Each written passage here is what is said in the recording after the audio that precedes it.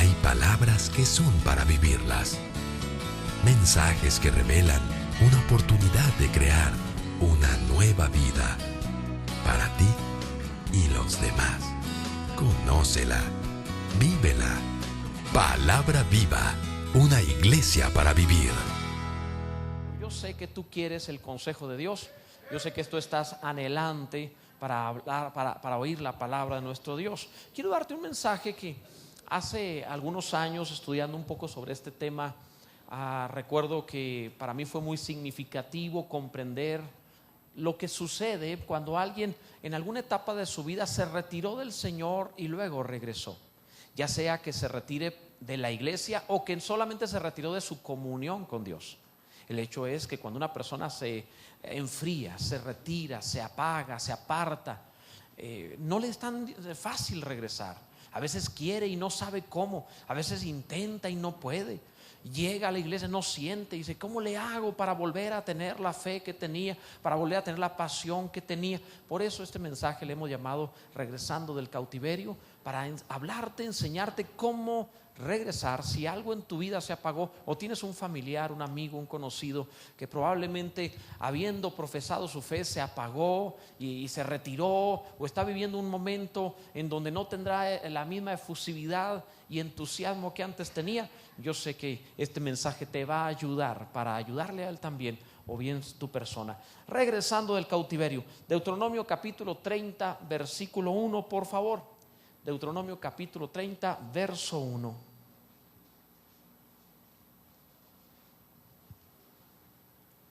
Leamos juntos la palabra.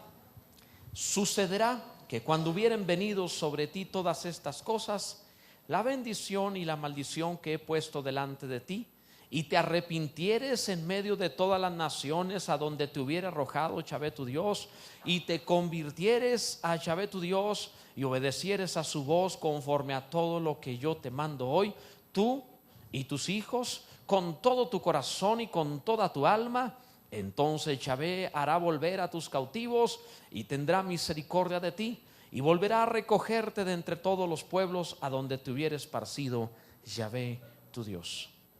Pensemos en un hombre que estuvo preso en la cárcel por mucho tiempo. Alguien que desde joven cometió algún delito, fue encarcelado, perdió su libertad y tuvo que desarrollar una condena, digamos 20 años, 25, 30 años en la cárcel. Prácticamente es toda una vida. Y después del pasar de los años se desarrolla una cultura de preso, una manera de vivir como prisionero. No le es sencillo. El día que sale de la cárcel, volver a adaptarse a la sociedad le va a resultar algo bastante complicado. Está acostumbrado a cubrir su comida cuando come. Está acostumbrado a ver de reojo o a pararse contra la pared y estar viendo hacia los demás, porque vivió en una zona de peligro demasiado tiempo. Es alguien que batalla para volver a confiar. Piensa que le quieren hacer daño, sacarle ventaja. También puede ser una persona que está experimentando ansiedad y que los lugares abiertos pudieran ser lugares peligrosos a su persona, o al menos sentirlo de esa manera. También puede ser una persona que esté en ese instante de la libertad experimentando no solo la desconfianza, sino la discriminación. ¿Cómo consigues un trabajo? En cuanto sepan cuántos años tuviste en la cárcel, dónde estuviste, quién te contratará, a qué te dedicarás. A donde quiera que vas, tratas de volver a empezar, pero no te dejan volver a empezar, sino que te van a estar recordando quién eres y lo que hiciste, y te acompaña esto el resto de la vida. Esto es en cuanto a alguien que estuvo en prisión en lo natural, pero también existen prisiones del alma semejantes. Hay ocasiones donde los seres humanos son presos de emociones, presos de heridas, presos de pecados, presos de experiencias traumáticas, presos del desaliento, del desánimo. Y cuando por alguna razón, cualquiera que sea, justificado o injustificadamente, se retiró de Dios, dejó su relación con Dios, dejó su relación con la iglesia, se apartó, un día quiere volver, un día anhela volver a sentir la pasión que tenía, la fe que experimentaba, e intenta volver a involucrarse con el pueblo de Dios, a orar como antes, a cantar como lo hacía, a mostrar la misma devoción, pero algo sucede en su interior. Ha desarrollado una cultura de preso, ha desarrollado una cultura de cárcel. No le es sencillo. canta pero no siente lo mismo, levanta las manos, se siente mal. No es alguien que se pueda mover con la libertad que quisiera. Puede llorar y al mismo tiempo sentir una tremenda incredulidad e incluso llegar a pensar que Dios no lo oye, que el Señor no le escucha, que su pecado está allí. Y no falta el que estará al pendiente de su pecado para recordarle: tú un día te fuiste, tú un día hiciste esto, tú un día hiciste lo otro, de tal manera que le será muy difícil injertarse al pueblo de Dios una vez más. Algunos de los que están aquí no habiendo conocido a Cristo en este lugar, sino que están aquí después de haberlo conocido en otro sitio y haber experimentado también la prisión del alma, y están volviendo del cautiverio y están regresando a su relación con Dios. Y están intentando volver a injertarse en la iglesia y a vivir la vida cristiana plenamente. Pero algunos están llevando en secreto la dificultad que tienen para injertarse. Persiguen o permanecen, mejor dicho, en el anonimato y no hayan cómo volver a ser uno más en la pasión de Dios por seguir con su presencia, por experimentar las virtudes de Dios en su vida. Por eso este mensaje de volviendo del cautiverio, porque hubo un día en donde el pueblo de Dios también le pasó lo mismo. Dios le había advertido a Israel que cuando estuvieran en la tierra prometida, después de los años, ellos se iban a olvidar de Dios, se acostumbrarían a la bendición. Es una ironía, es una locura que el hombre se acostumbra hasta lo bueno, se acostumbra a la bendición, se acostumbra a la gracia de Dios, se acostumbra a la prosperidad, se acostumbraron a la presencia de Dios, veían el fuego de Dios, veían la manifestación de Dios, se acostumbraron al maná de Dios, vaya, de tal forma que pasando los años llegó el momento en donde el nombre Dios, el culto a Dios, las cosas de Dios era algo monótono y aburrido. Ahí van otra vez y ahí van a cantar otra vez cuán grande es el Dios, saquen una nueva. Y entonces algunos batallan con eso, algunos tienen problema en su corazón porque son cautivos del alma. El pueblo de Israel regresando, en el momento en el cual le pasa esto, empieza a involucrarse en pecado.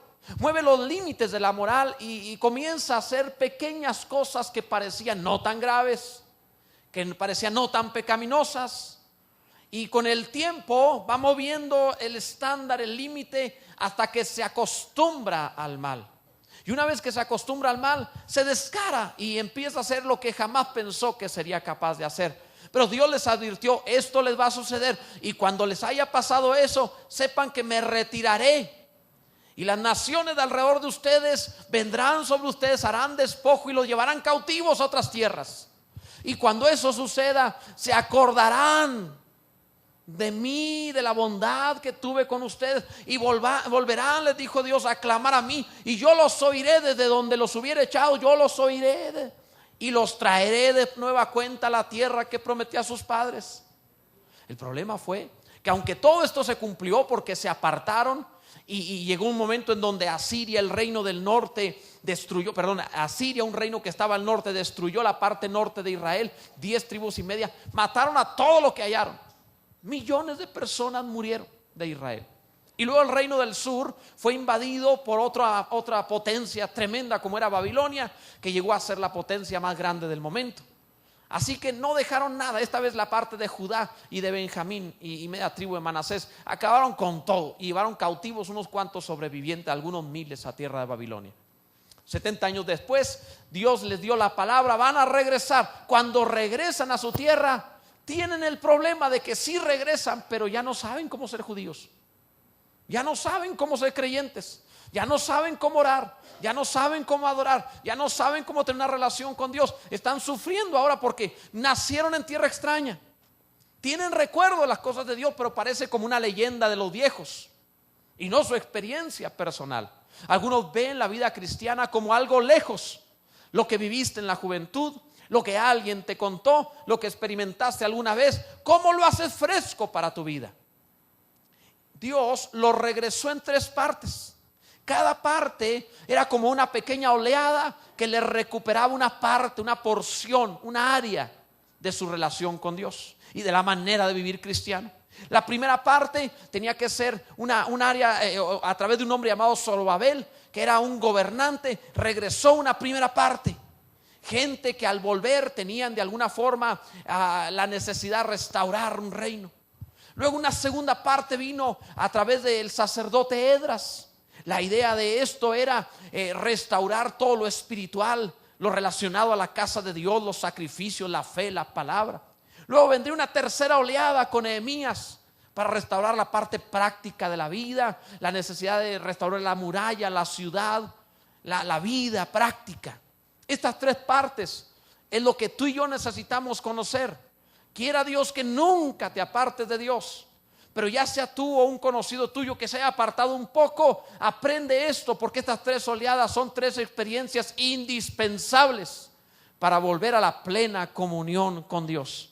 Veamos la primera de ellas. Es necesario entonces, primeramente, el gobierno del reino, el regreso bajo Zorobabel, que fue el regreso de Zorobabel y de los príncipes, la nobleza, la gente de gobierno, la gente de estado. Zorobabel era un descendiente de David, era un heredero del trono, vamos a llamarle así. Zorobabel significa el nombre que viene de confusión. Qué feo nombre, ¿verdad? Que viene de confusión, porque venía de Babel. Zorobabel viene de Babel, viene de confusión. Es cierto, algunos vienen de Babel, vienen de confusión, vienen de una vida que no saben qué les pasó, en qué momento me extravié, qué fue lo que sucedió, qué me pasó, por qué me porté así. A algunos les sucede eso, pero cuando vienen regresando, Dios dice: también para Zorobabel hay lugar en mi reino, y los trae a pesar de la confusión que experimentaron por un tiempo. Ahora, la palabra de Dios dice que no solamente regresaron, sino que despertó Dios el espíritu de ellos.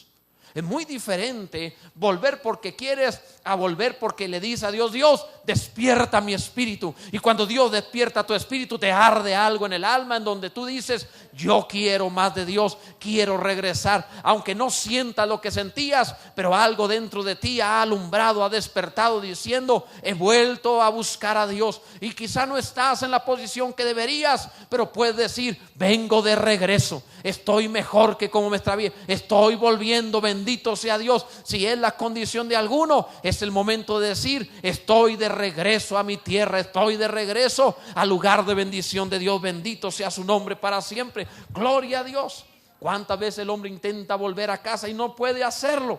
Pero este despertar es el toque de Dios. Y si Dios hoy toca tu espíritu para que despiertes, y si hoy Dios enciende una llama de fe que te haga pensar y sentir como jamás en tu vida has sido cristiano, y que si hoy te despierta con tal entusiasmo que digas: nunca más volveré a ser la misma persona, nunca más me volveré a apartar. Hoy Dios puede hacerlo, solo tienes que creerle al Señor. Bendito sea su nombre para siempre. Así se puede hacer. Esta es tu oportunidad. Ahora, ¿cómo despertaste? Si estás aquí es porque algo está despertando en tu vida. Pero ¿cómo despertaste? Alguno viene adormilado todavía. ¿Se han fijado cómo despierta la gente cuando, normalmente sucede a cierta edad que empieza a haber sueño a mediodía después de comer? Mi hijo Israel me dijo que eso se le llama el mal del marrano. Digo, ¿por qué? Dice: porque no has visto que los marranos comen y se tiran y se duermen, se extienden. Pues se oye muy feo, pero al ser humano le sucede a cierta edad. Me han contado, yo no he llegado a esa edad, pero me han contado que a algunos les sucede eso, ¿verdad? Que después de comer empieza el sueño. Y a algunos su despertar es adormilado, porque cuando duermes en el día, ¿verdad que no despiertas igual que en la mañana? Sino como que en la tarde el sueño es así como pesado. ¿Sí les ha pasado eso o no le ha pasado? ¿Le estoy hablando a algún ser humano aquí? ¿A alguno que no traiga antenas? ¿A alguno que, ¿verdad que y en el día es como más pesado, como más difícil, como que despiertas adormilado? Hay ocasiones en donde algunos tienen el sueño tan pesado que parece que despiertan dormidos, sonámbulos.